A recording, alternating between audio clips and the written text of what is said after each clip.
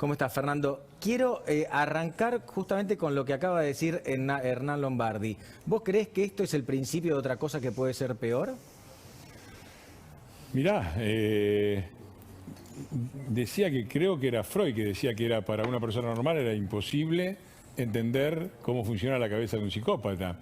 Y yo no digo que todos los kirchneristas o todos los gobiernos sean psicópatas, pero el poder del kirchnerismo y el poder del peronismo es un poder psicopático, un poder que no tiene ningún tipo de responsabilidad, que no le importa nada de las consecuencias de sus actos, que le echa siempre la culpa al otro de los propios errores y que va siempre por todo. Entonces yo no sé lo que van a hacer ellos. Lo que me parece que esto es un acto enorme de irresponsabilidad que me permito decir, es feo siempre decir, yo lo había dicho, pero hubo hace 2 semanas una reunión del ministro de Economía con los gobernadores y toda la polémica era si estaban los gobernadores de Cambiemos, si sonreían, si habían ido y qué sé yo. Y yo dije, miren, a mí me parece que en la foto los que faltan son Cristina y, muy premonitorio y Máximo Kirchner, que es el presidente del bloque de Frente de Todos, que va a tener que defender esto. ¿No lo dijiste acá con nosotros? Eso lo dije acá y en varios lados.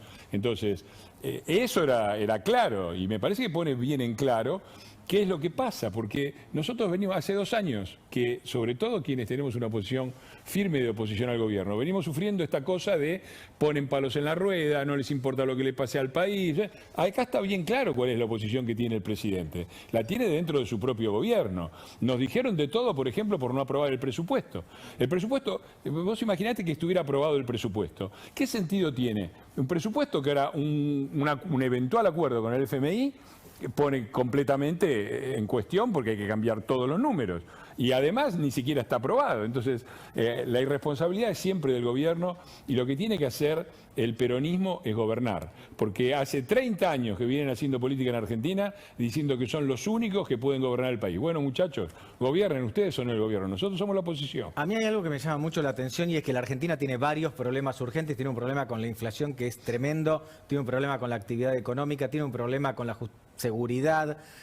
¿Cómo hace el presidente para tomar una decisión? ¿Cómo hace, por ejemplo, el ministro Martín Guzmán, ministro de Economía, para enviar al Congreso el principio de entendimiento, los números finos del acuerdo con el fondo, si sabe que nadie lo está respaldando? Digo, que donde está el poder no lo está respaldando.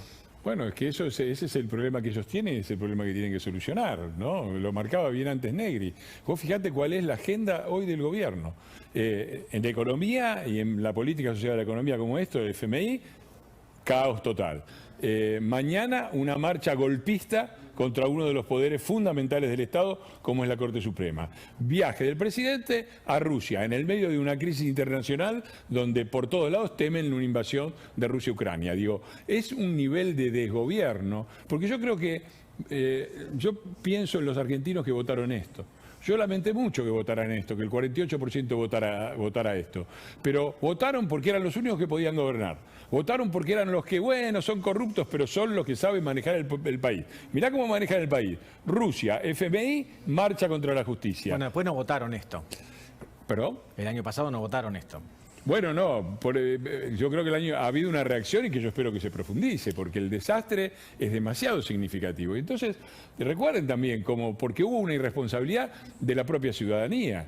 Hubo muchos que pensaron, bueno, no importa, Massa dijo que los iba a meter presos y Alberto dijo que Cristina era cómplice de un gobierno terrorista, pero no importa, van todos juntos y la van a manejar. Bueno, estas son las consecuencias.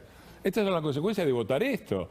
Ustedes se acuerdan cuál era el programa, ¿no? Todo el problema de la economía era que nosotros éramos insensibles, los CEOs perversos, los que no queríamos. Entonces lo que había que hacer era poner plata en el bolsillo de la gente, llenar las heladeras, la vuelta del asado, girar la perilla que encendía la economía, poner de pie al país. Bueno, eso es lo que se votó. Por supuesto no se cumplió eso y mucho menos la promesa de unidad. ¿Y hasta dónde crees que puede llegar Cristina? ¿No? Porque hasta ahora conocimos la primera avanzada, que es Máximo Kirchner, no solamente renunciando al bloque, sino diciendo que no estaba de acuerdo con el fondo que había anunciado el presidente horas atrás.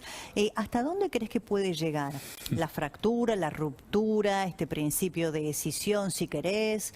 ¿Es solo parlamentaria? ¿Es institucional? ¿Es de gobierno? ¿Es pensar una alternativa distinta, digamos, en el kirchnerismo fuera del gobierno de Alberto Fernández?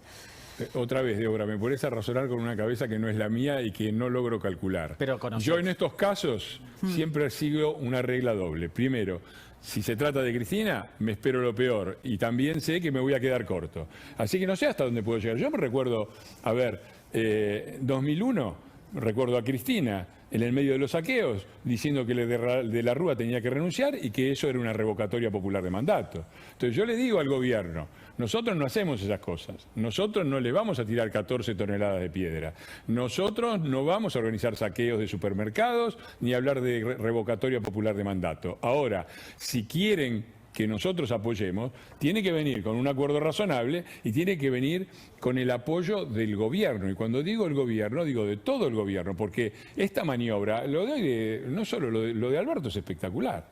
Dice, no, Máximo renunció, pero Cristina no está de acuerdo. O sea, el peronismo, que siempre fue el gobierno y la oposición, ahora tiene el gobierno, que es Alberto, la oposición, que es Máximo, y Cristina, que es la oposición de Máximo, Fernando, es la oposición de la oposición. Fernando, digo, es un solo gobierno, muchachos. Ustedes tienen que tener un proyecto, tienen que unificarlo y tienen que juntar los votos. A mí me da la sensación de que ustedes podrían eventualmente tener que sostener a Alberto Fernández, porque un presidente vaciado de poder, ¿de dónde va a buscar su sostén?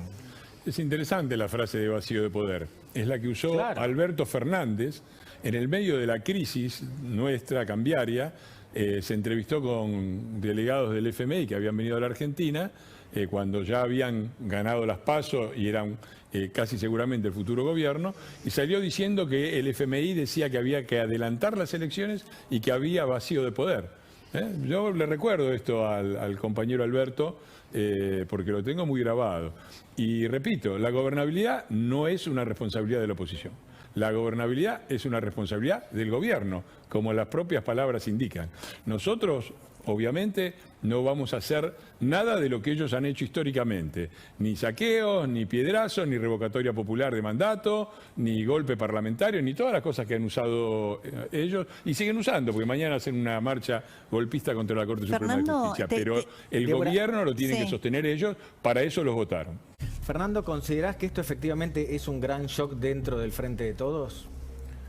Bueno, me parece que el apellido Kirchner tiene un cierto peso y me cuesta imaginar lo que dice Alberto de Cristina en desacuerdo con Máximo. No me sorprendería porque ellos ganaron las elecciones con esta estrategia. Vos acordate, en el 2019 Cristina prometía la revolución bolivariana y Alberto decía, no, yo soy el moderado, y muchos hablaron inclusive del neomenemismo, ¿no? Y juntaron votos de un lado y juntaron votos del otro. Yo creo que esto deja dos grandes lecciones, no para ellos, para nosotros.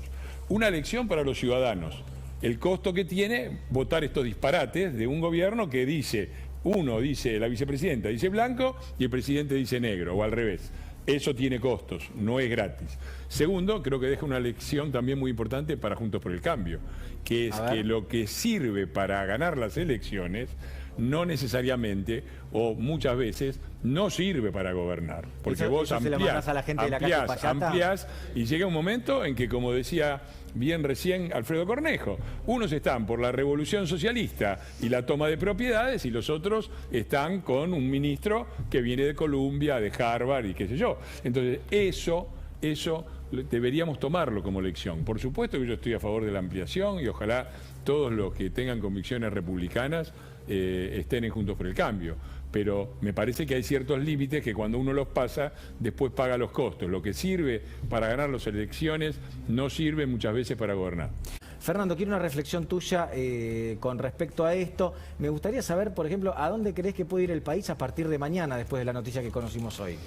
Bueno, no creo que los mercados reciban bien estas noticias y me parece que vienen a agravar toda una situación de enorme dificultad. Pero me parece que también hay... el problema, esto se lo escuché decir una vez a Calvo, el economista, hace muchísimo tiempo. Dijo, el problema de la Argentina no es que comete errores. El problema de la Argentina es que no aprende de sus errores. Y nosotros repetimos, es una frase media peronista, pero esto de que los pueblos que no aprenden de sus errores repiten su historia. Yo recuerdo que una semana antes de que Cristina le ofreciera la presidencia a Alberto dijo textualmente, yo no quiero ver un títere en la Casa Rosada y el poder en Juncal y Arenales, o en Juncal y Uruguay, me parece que es, ¿no? Sí. En el departamentito de Cristina. Eso dijo y una semana después aceptó. Y dijo Alberto Fernández, porque eso ya lo había hecho el peronismo, ¿se acuerdan? Cámpora al gobierno, Perón al poder.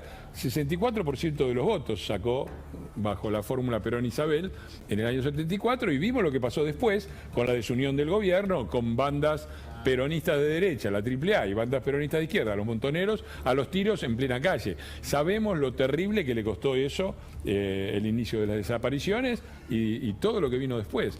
Y volvimos a creer que, bueno, que no importa, que las internas peronistas cuestan sangre, le cuestan dolor, cuestan crisis económicas. Después de aquella Cámpora al gobierno, pero al poder vino el Rodrigazo. Yo espero que el presidente tenga un mínimo de responsabilidad y que el propio Frente de Todos, el kirchnerismo, tenga un mínimo de responsabilidad para no empujar al país hasta un barranco, porque el análisis cuando me pidieron el primer análisis del acuerdo, yo dije, bueno, es una buena noticia, pero la verdad lo que nos están diciendo es que llevaron el país a toda velocidad hasta el borde del precipicio y se pararon en el borde del precipicio. Ahora parece que no está tan claro que se hayan parado. Entonces, yo les pido un mínimo de responsabilidad porque son el gobierno, llegaron acá diciendo que iban a arreglar todo, no arreglaron nada, pero les pedimos por lo menos que no provoquen una crisis que puede tener consecuencias económicas y políticas impensables. Hay algo en la estructura del personal, Alberto, que evidentemente no pero lo permite, ahí, Débora, ¿no? yo te digo, no hay ninguna predicción mejor del futuro que el pasado en el caso de las personas. Néstor, los que le dijeron chirolita le erraron porque no había más que ver cómo había gobernado Santa Cruz para ver que no era ningún chirolita. Era un tipo que tendría, imagínate, para mí una figura detestable, pero capacidad de acumular poder y de tener poder y de ejercer poder, no podía caber ninguna duda. Ahora, Alberto también. Alberto nunca acumuló ningún poder, siempre fue un gestor del poder ajeno. Siempre fue, estuvo con todos, fue funcionario de Alfonsín, de Menem, en la lista con Cavallo, después con Néstor, después con Cristina, después contra Cristina, ahora y nunca fue un gestor de poder, alguien que acumulara poder de armar una alianza. Fue siempre un operador del poder ajeno. Ahí está, lo pusieron de presidente. ¿Qué querían que pasara? Yo creo que hay dos cosas dando por buena la versión de Berbisky. Hay dos cosas interesantes. La primera, la idea de la política como intercambio de favores. Vos no la ayudaste, yo te ayudé, la tenés que ayudar. Digo, las convicciones, porque ahora en la carta Máximo dice yo dejé esto, aquello, perdoné las ofensas, pero no dejé fuera las convicciones. Fue la frase de Néstor cuando llegó al poder, ¿no? No dejamos nuestras convicciones en la Casa de Gobierno. ¿Dónde están las convicciones? En la puerta de Casa Rosada. En la puerta de Casa Rosada. ¿Dónde están las convicciones ahí? Ella te ayudó, bueno, la ayudaste. Toma y daca de favores. Lo segundo, si esto pasó el miércoles, un presidente con un mínimo sentido de poder y que realmente quiere ser el presidente, como dice Alberto Fernández, dice, bueno, Máximo, lamento que no estés de acuerdo, por lo tanto no podés seguir siendo el presidente del bloque de diputados, te pido que mañana mismo me pongas la renuncia acá. Pero no pudo echar a un secretario de Energía. Acordate de Basualdo. Lo de Luana Volnovich ya iba a mencionarlo, bueno, no quería Luana inferir, Volnovich es una Borges. referente de la Cámpora, si querés. No pudo echar a un secretario. Pero está muy claro cómo desemboca en esto. Cómo se desgasta la autoridad presidencial. Porque vos podés tener un desacuerdo con tu presidente del bloque y podés renunciar al presidente del bloque, pero vos cuando viene y te dice yo no estoy de acuerdo con esto y tenés a ese presidente que es el que tiene que defenderlo en el Congreso, le decís renunciás. Bueno, pero renunciás autoridad mañana. no tiene ninguna. Ahora... No, lo primero que yo creo que habría que hacer una redada en ese acto, porque con la cantidad de delincuentes que hay, la Policía Federal y hasta Interpol deberían hacer una redada. Y segundo, nadie puede estar en contra de la libertad de expresarse, pero la libertad de expresarse es una cosa e ir contra un poder, pedir la destitución de un poder de la República es otra cosa. Digo, ¿le parecería razonable que en estas circunstancias, Alberto, le parecería razonable que la oposición llamara a una marcha sobre la Casa Rosada pidiendo la renuncia de todo el gobierno? Me parece que no sería muy republicano eso. Eso es exactamente lo que están haciendo con el Poder Judicial. Y me permito recordarles los términos, porque hay que recordarle a estos muchachos de qué están hablando, porque dicen la justicia que maneja Macri. La escuchaba a la jefa de los espías, Graciela Camaño, diciendo Comodoro Pro, decía. Y se da cuenta. Cristina, perdón que te corrija. Cristina Camaño. Ay, perdón, Graciela, fue sin intención. Cristina Camaño, jefa de los espías, diciendo Comodoro Pro. Comodoro Pro en este momento tiene activos 9 juzgados. De los 9 juzgados, 8 fueron nombrados por presidentes peronistas. de los cuales 7 por Néstor y por Cristina. Y no les alcanza, es Comodoro Pro, ¿cómo es?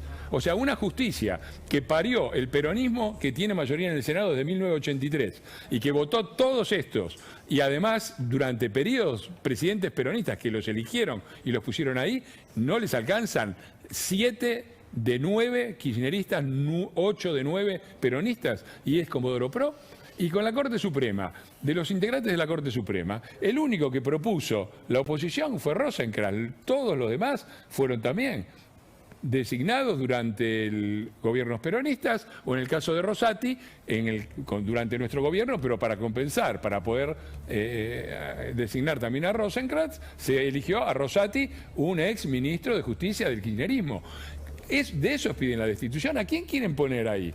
Digo, van a poner a Cristina, a Máximo van a poner, porque digo, ¿hasta dónde llega la ambición del poder, el vamos por todos, y el presidente, que era el hijo de un jurista, de un juez, el que daba clases en la Facultad de Derecho, avalando esta aberración, que no es otra cosa que un golpe a la justicia? Sí, Fernando Iglesias, un último concepto. No, está muy bien la observación que haces, particularmente China. Rusia difícilmente le puedan sacar nada. Está invirtiendo en trenes Rusia, por eso decía. Bueno, puede haber favores sin duda, pero el caso de China me parece mucho más emblemático. Digo, tenemos una base china sobre territorio argentino con soberanía china, es decir, no puede entrar nadie que no autoricen los propios chinos. Vos imaginate si fuera una base de los Estados Unidos lo que estaríamos escuchando. Y hay un proyecto al que yo le tengo mucho miedo, que es el tema del famoso reactor nuclear chino. Están las represas, pero está también el reactor nuclear chino, que sería un pésimo negocio para la Argentina, primero porque es energía que empieza a estar obsoleta, pero aún cuando se va sobre el tema nuclear, en general, los grandes reactores y la tecnología china están muy atrás de cualquiera de las otras variantes que están disponibles. No vaya a ser que el viajecito se traigan algunos miles de millones de dólares a cambio de gastarlos la mayor parte en el famoso reactor. No me sorprendería porque, visto lo de la base china, esto sería una peccata minuta, un delito menor.